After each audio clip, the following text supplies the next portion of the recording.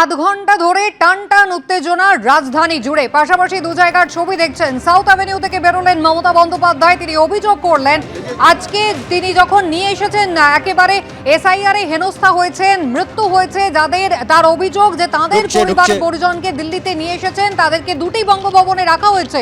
Delhi police তারা একেবারে ঘরে ঢুকে ঢুকে খুঁজে খুঁজে এদেরকে ভয় দেখাচ্ছে, হেনস্থা করছে। কড়া নজিরবিহীন নিরাপত্তায় দুই বঙ্গভবনের বাইরে, যা একেবারেই অপ্রত্যাশিত। মমতা বন্দ্যোপাধ্যায় প্রথমেই পৌঁছে গেলেন সাউথ অ্যাভিনিউ থেকে চাণক্যপুরীতে। সেখানে গিয়ে তিনি আশ্বস্ত করলেন সেখানে যারা রয়েছেন তাদের এ রাজ্য থেকে যাওয়া, এবং তারপরেই তিনি অভিষেক বন্দ্যোপাধ্যায়কে সঙ্গে নিয়ে পৌঁছে গেলেন হেলি রোডে এবং সেখানকার বঙ্গভবন নিউতে।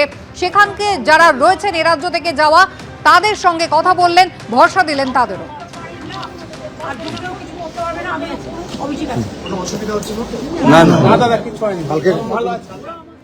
মমতা বন্দ্যোপাধ্যায় অভিযোগ করছেন যে একেবারে দিল্লি পুলিশ ইনকম্পিটেন্ট। দিল্লিতে যখন বিস্ফোরণের ঘটনা ঘটে তখন তার মোকাবিলা তারা করতে পারে না, তাকে তারা থামাতে পারে না। অথচ যেখানে সাধারণ মানুষ, গরিব মানুষ, তাদেরকে নিয়ে এসেছেন তিনি। এবং মমতা বন্দ্যোপাধ্যায়ের অভিযোগ এসআইআর এর হেনস্থার জেরে অন্তত 150 জন মানুষ যাদের মৃত্যু হয়েছে তাদের আত্মীয় পরিজনদের এখানে নিয়ে আসা হয়েছে। আগামীকাল বিকেল 3টে তারা সংবাদ মাধ্যমের মুখোমুখি হবেন। তার আগে ঘরে ঢুকে তাদের খুঁজে খুঁজে দিল্লি পুলিশ ভয় দেখাচ্ছে, আতঙ্কিত করার চেষ্টা করছেন। মমতা বন্দ্যোপাধ্যায়ের দিল্লি পুলিশের বিরুদ্ধে এমনটাই অভিযোগ, কেন্দ্রীয় স্বরাষ্ট্র মন্ত্রকের বিরুদ্ধে এমনটাই অভিযোগ। মমতা বন্দ্যোপাধ্যায় আজকে সাউথ অ্যাভিনিউ থেকে বেরিয়ে প্রথম সাংবাদিকদের মুখোমুখি হন এবং এরপরে তিনি সোজা চলে আসেন চাণক্যপুরীতে। সেখানকার বঙ্গভবনের বাইরে তিনি পৌঁছে যান এবং সেখান থেকে তিনি সোজা চলে আসেন চাণক্যপুরী থেকে হেলি রোডে, যেখানে বাইরে আজকে নজিরবিহীন নিরাপত্তা রয়েছে এই দুই বঙ্গভবনের। এবং সেই নিরাপত্তা নিয়ে মমতা বন্দ্যোপাধ্যায় কড়া সমালোচনা করলেন। বাসে করে দিল্লি পুলিশকে নিয়ে আসা হয়েছে, যারা বঙ্গভবন ঘিরে রেখেছে। বঙ্গভবন এই রাজ্যের মানুষের, সেখানে এ রাজ্যের মানুষরা, গরিব মানুষরা, তারা আশ্রয় নিয়েছেন। মমতা বন্দ্যোপাধ্যায় এবং অভিষেক বন্দ্যোপাধ্যায় হেলি রোডে বঙ্গভবনের ভিতরে ঢুকে সেই মানুষদের সঙ্গে কথা বলেন, তাদের আশ্বস্ত করেন।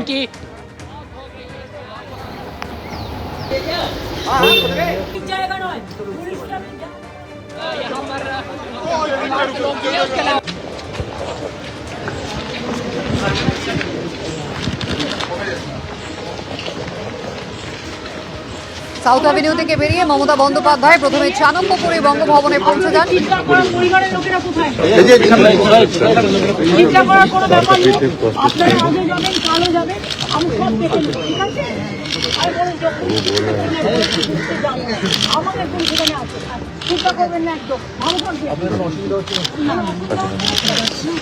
মমতা বন্দ্যোপাধ্যায়ের দাবি, যাদেরকে নিয়ে আসা হয়েছে তারা এসআইআর এ হেনস্থায় তাদের আত্মীয় পরিজনকে হারিয়েছেন এবং সেই সমস্ত মানুষকে আগামীকাল বিকেল 3টে সংবাদ মাধ্যমের মুখোমুখি করা হবে।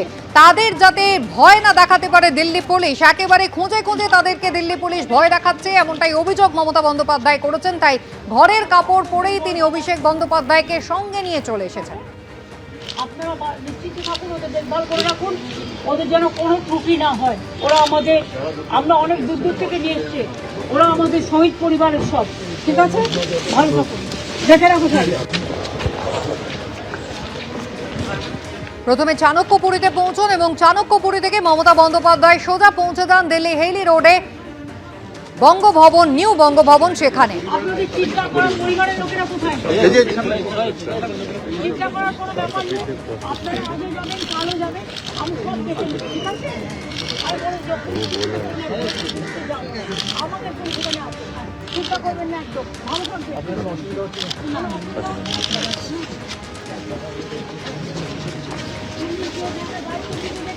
নিউ বঙ্গভবনের বাইরে একেবারে নজিরবিহীন নিরাপত্তা, যেখানে দিল্লি পুলিশের সংখ্যা বেড়েছে। শুধু তাই নয়, তার পাশাপাশি তারা ব্যারিকেড দিয়েও কিন্তু একেবারে সকাল থেকে আজকে একটা কড়া নিরাপত্তার বন্দোবস্ত করেছে, জানিয়ে আজকে সমালোচনায় সরব হচ্ছেন মুখ্যমন্ত্রী।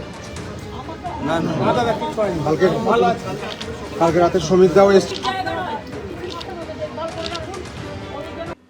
গতবার বিহারের বিধানসভা নির্বাচনের আগে বাজেটে সে রাজ্যের জন্য বরাদ্দের ঝুলি উপুর করেছিল মোদী সরকার। আর এবার ভোট পশ্চিমবঙ্গে, তার আগে এ রাজ্যের ঝুলি কি ভরল, তা নিয়ে শুরু হয়ে গিয়েছে রাজনৈতিক চর্চা। বিভিন্ন মহলে এই প্রশ্ন উঠছে, ভোটের আগে বিহারকে যে গুরুত্ব নরেন্দ্র মোদী দিয়েছিলেন, এ রাজ্যকে কি তা দিলেন না? establish new dedicated freight corridors connecting Dankuni in the east to Surat in the west. টোটালটাই মিথ্যে কথার ফুলঝুরি, হামটি ডামটি বাজেট। आज का बजट ऐतिहासिक है। 85 মিনিট খালি হাঁটবুকে কাটিয়ে দেওয়া হয়েছে। এই বাজেট উন্নয়নের বাজেট। আর কয়েক মাস বাদেই পশ্চিমবঙ্গে বিধানসভা ভোট। তার আগে মোদী সরকারের বাজেট পেশ করলেন নির্মলা সীতারামন। কিন্তু পশ্চিমবঙ্গ কি পেল? তাদের ঝুলি কি ভরল? রাজ্যবাসীর আশা কি পূরণ হলো? বাজেটে পশ্চিমবঙ্গের প্রাপ্তির ডিভিডেন্ড কি ভোটে পাবে রাজ্য বিজেপি, নাকি বাজেট অসন্তোষকে হাতিয়ার করে বিজেপিকে আরও চেপে ধরবে তৃণমূল?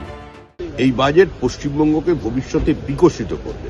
এটা সম্পূর্ণ বঙ্গ বিরোধী, বাংলার প্রতি বিমাতৃসুলভ বাজেট। গত বছর বিহারে বিধানসভা ভোট ছিল। তার আগের বাজেটে বিহারের জন্য ঝুলি উপুর করে দিয়েছিলেন নরেন্দ্র মোদী।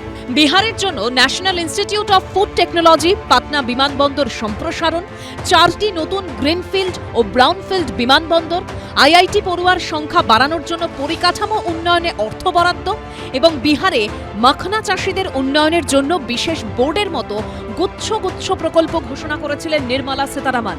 তার আগে 2024 সালে লোকসভা ভোটের পর সরকার করতে মোদীকে সাহায্যের হাত বাড়িয়ে দিয়েছিলেন চন্দ্রবাবু নাইডু।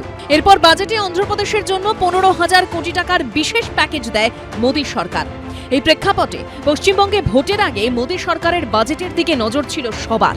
চোখে পড়ার মতো প্রকল্প বলতে বাংলা পেল Varanasi Siliguri high speed rail corridor, Dankuni Surat cargo freight corridor আর দুর্গাপুরের শিল্প corridor.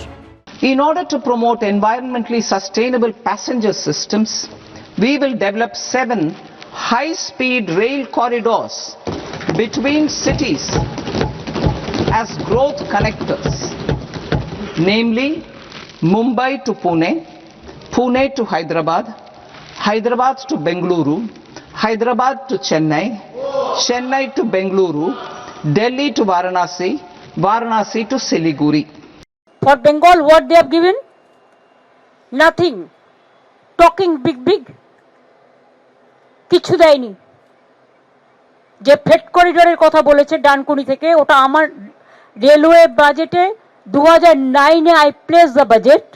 There you will see I have mentioned about Dankuni and Amritsar. তাহলে কি ভোটের আগে বিহারকে যে গুরুত্ব নরেন্দ্র মোদী দিয়েছিলেন, পশ্চিমবঙ্গকে দিলেন না? বিহারের ক্ষেত্রে সত্যি আমরা দেখেছিলাম যে এমন অনেক কিছু ঘোষণা করা হয়েছে যাতে বিহারের যে মানুষ তাদের মনে একটা উৎসাহ তৈরি হবে, উদ্দীপনা তৈরি হবে এবং সেখানে তো তারা ক্ষমতাতেই ছিলেন জোটসঙ্গী হিসেবে। পশ্চিমবঙ্গে অন্তত আপাতদৃষ্টিতে যে লড়াইটা, সেই লড়াইটা বিজেপি এবং তৃণমূলের মধ্যে এত টেটিংয়ের কথা বাদ দিয়েও, ফলে সেই জায়গায় যে লড়াইয়ের প্রশ্নে মনে করা হয়েছিল যে কেন্দ্রীয় সরকার এমন কিছু ঘোষণা করবে যে ঘোষণায় বাঙালি উদ্বেলিত হবে। বিহারে আমাদের সরকার ছিল, ঘোষণা করলে সেটা ইমপ্লিমেন্ট করার জায়গা আছে। বাংলায় তো ঘোষণা করে কোনো লাভও নেই। আমাদের সরকার যখন তৈরি হবে তখন বাংলার জন্য আলাদা বাজেট হবে। বাজেটের প্রাপ্তি অপ্রাপ্তির কোনো প্রভাব কি বিধানসভা ভোটে পড়বে? উত্তর মিলবে কয়েক মাস বাদে। বিজেন্দ্র সিংহ, অনির্বাণ বিশ্বাস ও ঐশী মুখোপাধ্যায়ের রিপোর্ট, এবিপি আনন্দ। এবিপি আনন্দ, এগিয়ে থাকে, এগিয়ে রাখে।